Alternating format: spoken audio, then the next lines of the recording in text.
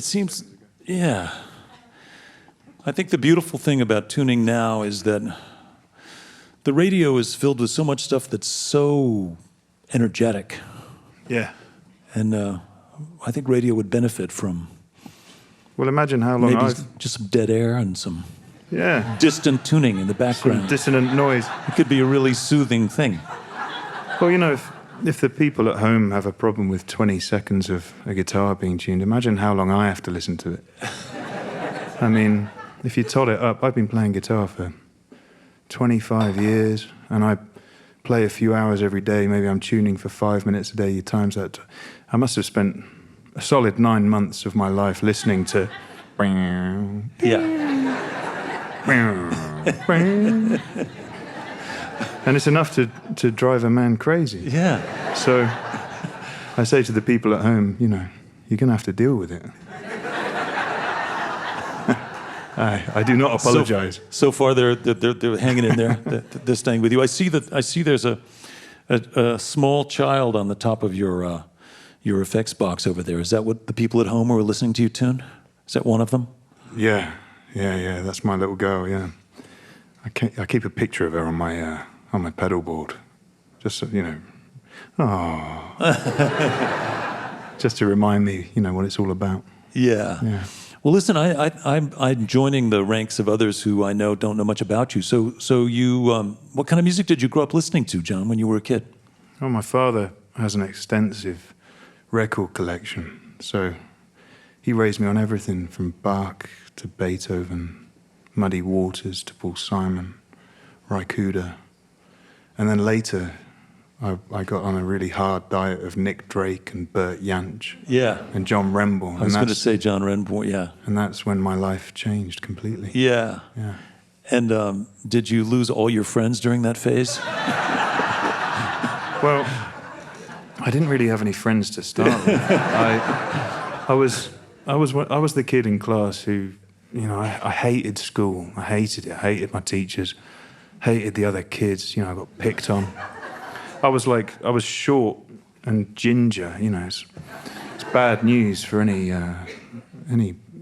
sort of adolescent. And then I just locked myself away and played guitar. Yeah. And emerged when I was 16 and 6'2", and suddenly everybody wanted to be your friend. Well, it was just interesting. I went to a school where suddenly there were other people smoking cigarettes and listening to folk music, and I was like, I've arrived. Yeah, you found your tribe. Yeah. How old were you when you thought, you know, I think I'm going to make a go of this. I'm going to focus on this, and this will be my thing that I will do. How old were you when that happened? Well, I made my first few quid from guitar when I was about 15, busking. And that's when I thought, well, maybe this can work. But then I was really into the theatre as well. I was a member of the National Youth Theatre and did that for a while. And I was really into it, but I got very sick when I was 17, 18. Knocked me on my back for a year. And I had to, when I came round, I felt like I had to choose. I had to dedicate myself to something. And it was music that had gotten me through ill health. Yeah. How does your training in theatre help you on stage? It doesn't really. Yeah. You still have to deliver the goods with your guitar. I just try not to step on people. Yeah. You know, or get in their way, or tune in the middle of a radio broadcast. Yeah. I don't think they would have trained you in that way. What about was there a sort of a lucky break where somebody heard you playing and said, "Hey, I'm gonna introduce you to my friend," and next thing you know, you're making a record or something like that? Sort of. I've been living in Liverpool for a few years.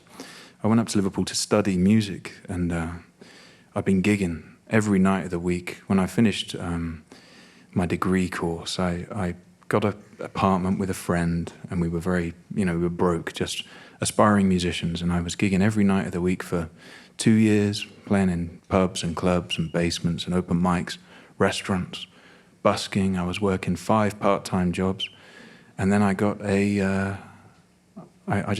someone approached me after a gig. I was playing at it was a tribute, it was a Songs of Nick Drake evening, and they wouldn't let me play, so I was playing in the lobby of this venue, and for free, you know. had to buy my own beer and. This is after a lifetime of studying Nick Drake songs. You're excluded from this event. It was weird. But someone came up to me afterwards and said, what are you up to on September 29th? I said, I don't know, I'm probably here. He said, well, do you want to come and open for John Martin? And I said, yeah, what else do you say? I said, yes, please, thank you. And at that time, I'd recorded a demo on a friend's. My friend had a Mac computer, which was a big deal back then. We're talking this is about 2005, and I recorded a bunch of songs, and I printed them on CDs, pressed them, drew the artwork by hand, and I had about 50 CDs. I took them to this gig, and I sold them all for £5 a piece, right? So I came away with 250 quid. I borrowed another 100 quid, and I gave it all to an engineer. I recorded my first album. I raised some money to print them, printed about 2,000, and then sold them over the course of a tour with John. John took me on the road for 2 years. Wild. And then suddenly I had a career and a cottage industry. And so now, fast forward to today, how much of the time do you tour? How much of the time, what's the ratio between time at home and time on the road? I'm assuming no busking for free and no playing in restaurants. Only when I'm at home. Yeah. I counted it up. Not very interesting at all. My accountant said, I need to know how many days you're on the road. And I looked through the diary. I was on the road for 205 days last year.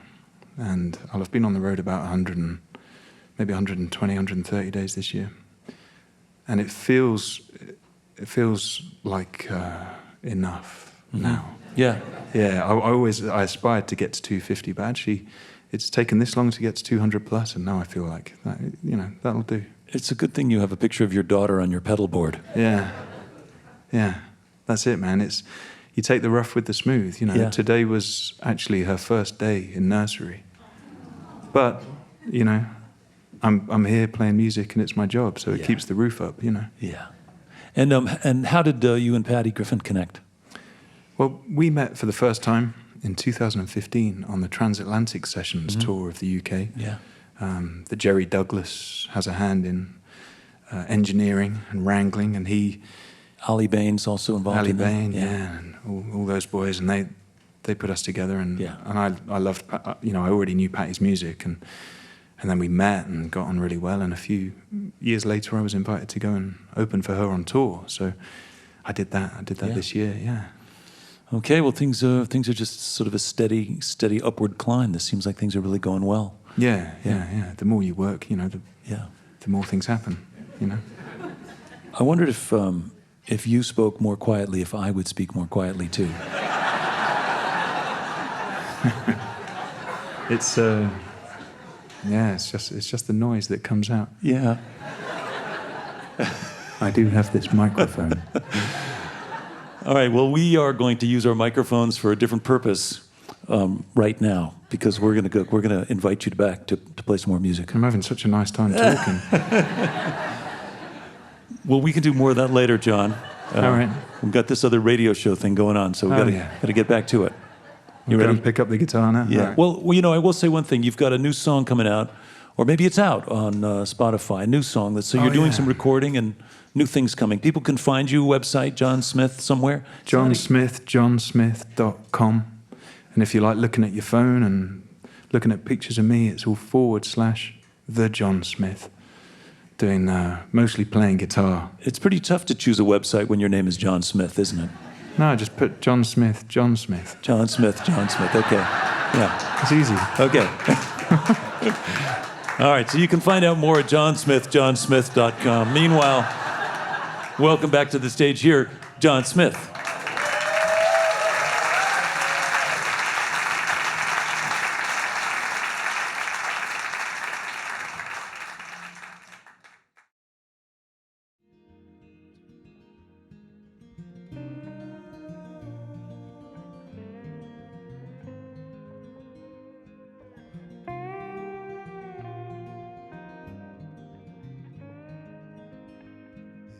All the young girls were